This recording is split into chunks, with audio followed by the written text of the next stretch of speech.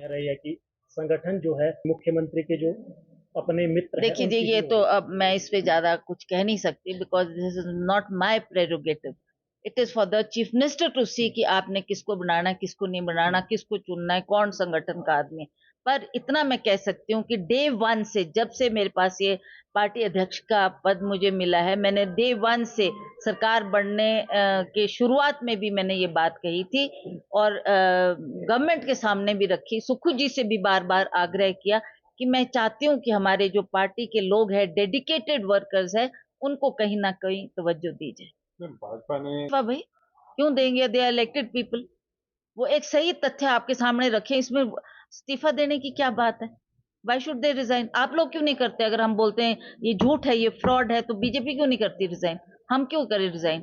वो इलेक्टेड है, लोगों ने उनको वोट दिया है, उनको चुनकर भेजा अपनी आवाज रखने के लिए, चाहे वो पार्लियामेंट में अपनी बात उठाए, चाहे देश के मुद्दे हो, चाहे पार्टी के मुद्दे हो, उनके लिए वो लड़ रहे हैं, लड़ रहे हैं। हमने देखा तो लगता है कि विश्वास के काबिल तो है नहीं वो लोग, तो है अफसोस नहीं। का दरवाजा क्या खटखटाएगा? अब देखते हैं इसमें क्या हथकंडा अपनाया जाए या कैसे इस बात को हम और आगे ले जाएं, तो that we have to see. Ma'am, आगे कांग्रेस बिहार की के इलेक्शन भी है, वहां पर क्या ऐसी आशंका है कि ऐसा कुछ होगा? बिल्कुल होगा, क्यों नहीं होगा? जब ये और स्टेट्स में कर सकते हैं, ये तो मोदी जी ने डे वन में ही कह दिया था कि हम कांग्रेस भारत को कांग्रेस मुक्त करने जा रहे हैं और अब सारी स्टेटें बीजेपी की होगी और बीजेपी की सितारा चमकेगा। इस तरीके की बात उन्होंने शुरू में ही कही और दिखा दिया, करके दिखा दिया।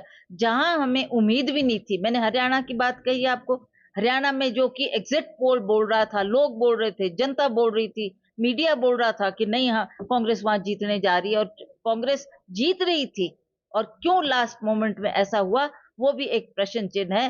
तो हमें लगता है कि जब ये हरियाणा में कर सकते तो हिमाचल में क्यों नहीं करेंगे? अगला चुनाव हमने भी उसका सामना करना है, तो हमें भी अलर्ट होने की आवश्यकता है, हमें भी सचेत हो और हम भी इन तथ्यों को लेकर लोगों को, जब वो वोट डालने जाते हैं, तो वी मस्ट इंश्योर कि उनका एड्रेस ठीक है, वो वोटर लिस्ट हमारी ठीक है, और जो इस तरीके की धांधलियां हो रही है तो ताकि वो ना हो, और जो भी वोट ठीक तरीके से पड़े, चाहे वो बीजेपी को पड़े, चाहे कांग्रेस को पड़े, चाहे अन्य पार्टी को पड़े, तो वो सही वोट होना चाहिए, जो उसकी दिल की आवाज है वो उसको इंसान एक्सेप्ट कर सकता है। पर अगर आप इससे छेड़छाड़ करेंगे और अगर आप गलत करेंगे तो वो हमारे को मान्य नहीं है, वो हमारी डेमोक्रेसी के साथ एक बहुत बड़ा खिलवाड़ है। देश भी एक बहुत महत्वपूर्ण स्टेट है जिसके हमारे 4 लोग पार्लियामेंट में चुनकर जाते हैं और बहुत बड़ा वोट संख्या उनकी है। 17 हल्के 17 कॉन्स्टिट्यूंसीज एक लोकसभा में आती है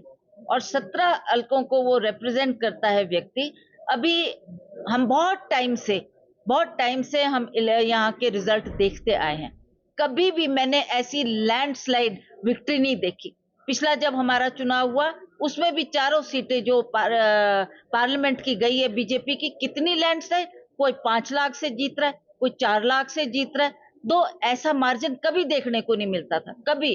अगर ज्यादा से ज्यादा हो तो 1-1.5 लाख टच करता था, पर अब 5 लाख 4 लाख से वो सीटें जीती जा रही है। तब भी हमने ये शंका जताई थी और तब भी हमने कहा था कि जरूर इसमें कुछ गड़बड़ है, जरूर इसमें कुछ गड़बड़ है, ऐसा नहीं हो सकता। अभी जो हमने अभी का हमारा लोकसभा का चुनाव हुआ उसमें भी आप देख सकते हैं कि क्लियर कट उसमें भी हमारी छेड़छाड़ हुई है, चाहे वो मशीनों में हुई होंगी, चाहे वोटर लिस्ट में हुई होगी, चाहे हमारे एड्रेसेस के माध्यम से उसमें गलतियां हुई होगी, तभी ये आंकड़े इतने पार कर पाए। मैं मंडी पार्लियामेंट्री को रिप्रेजेंट करती हूँ, मुझे पता है कि कितना वोट बैंक बढ़ सकता है और कितना घट सकता है। ये I know because I have fought that election. और अभी जब ये इलेक्शन हुआ, एक ऐसे कैंडिडेट को जमीन पे उतारा गया जिसका कोई राजनीति से कोई लेना देना नहीं, और वो एक न्यू चेहरा था। She was a non experience person and then she wins with such a margin. तो ये भी हमारे लिए एक प्रश्न चिन्ह था कि क्यों ऐसा हुआ। और दूसरी तरफ जो उसका सामना कर रहा था वो एक कांग्रेस का गढ़ था, कांग्रेस का वोट बैंक था, उसमें हम परास्त हुए, ये भी एक पूछने का कारण है। तो ये शंकाएं हमारे मन में थी, और क्योंकि मैं CWC की भी मेंबर हूं, हमारी मीटिंग वहां भी हुई और जब वहां पर हर स्टेट के लोगों ने ये बात हाईकमांड के सामने रखी, खड़गे जी थे, सोनिया जी थे, हमारे सभी आला नेता वहां पर बैठे थे, सबने ये शंका जताई कि क्यों ये धांधली हो रही है, क्या हमारे वोटिंग मशीन में कुछ गड़बड़ है, हमारे वोटर लिस्ट में बढ़ोतरी जो ये हो रही है, जैसा अभी राहुल जी ने बताया कि 1 करोड़ तक उन्होंने वोटर लिस्ट के आंकड़े बढ़ा दिए। तो इस तरीके की धांधलियां जो सरासर हमको दिख रही है कि गलत हो रहा है, उसके ऊपर भी प्रश्न चिन्ह उठाया गया। पर जैसा आप सब जानते हैं, जब तक हमारे पास फिक्स फैक्ट्स एंड फिगर्स ना हो, हम उस बात को प्रूव नहीं कर सकते। बोल ही सकते हैं but we don't have any proof कि जी ये ऐसा हुआ है। पर आज मुझे खुशी है कि हमारे जो लीडर ऑफ ऑपोजिशन है पार्लियामेंट में, श्री राहुल गांधी जी, उन्होंने बहुत अच्छी तरह से सारे पॉइंट्स वाइज इस बात को रेज किया है।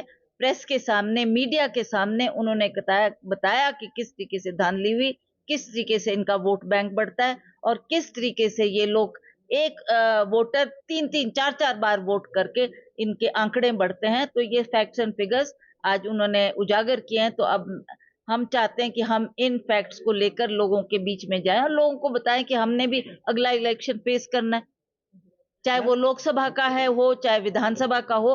पर ये सब कुछ नहीं होना चाहिए। इलेक्शन कमीशन के पास भी हमने बार बार इस बात को उठाया है, पर वो भी इस बात को नजरअंदाज ही करते रहे, क्योंकि हमारे पास प्रूफ नहीं था। हमारे पास, हम बोल ही रहे थे बट हमारी कही हुई बात को भी उन्होंने सीरियसली नहीं लिया। केवल हिमाचल प्रदेश में नहीं, सचेत होने की हमें बहुत जरूरत है।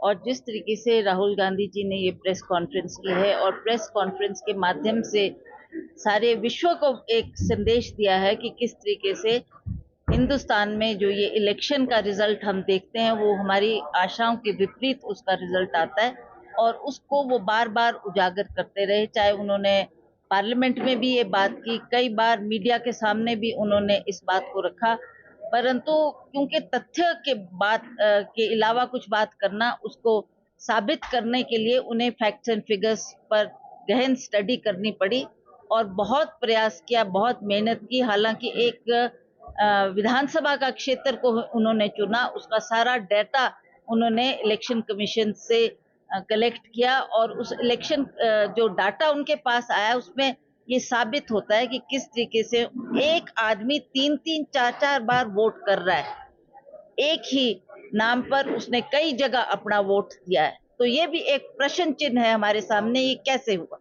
कैसे हुआ। दूसरी बात उन्होंने ये कही कि घर का एड्रेस जब हम लिखते हैं तो हमारे को एक्चुअल अपना घर का एड्रेस लिखना पड़ता है। उसमें लिखा है कि हाउस नंबर 0, और एक जगह नहीं, कई जगह वो साबित हुआ है कि वो हाउस का नंबर गलत है।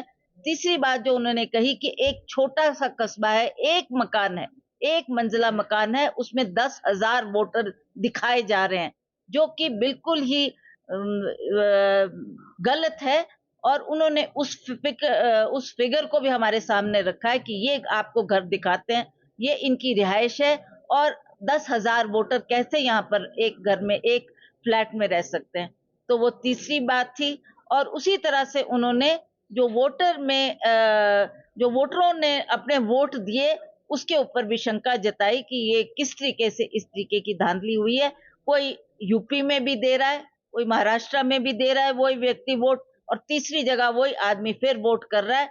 तो ये सारे जो हमारा डेमोक्रेसी के साथ छेड़छाड़ हो रही है, ये बहुत एक गहन अध्ययन करने का विषय है। इसको ऊपर हमें सोच करनी पड़ेगी, और तभी हम अपने लोगों को सचेत करें, उनसे निवेदन करें कि इस तरीके से जब हर इलेक्शन को हमने फेस करना है तो ये सारी बातें, ये सारी धांधलियां जो हो रही है उसका हमारे को डटकर सामना करना पड़ेगा। फैक्ट्स एंड फिगर्स के साथ हमको उसको बात को उजागर करना पड़ेगा, ताकि हम सच्चाई को लोगों के सामने रख सकें।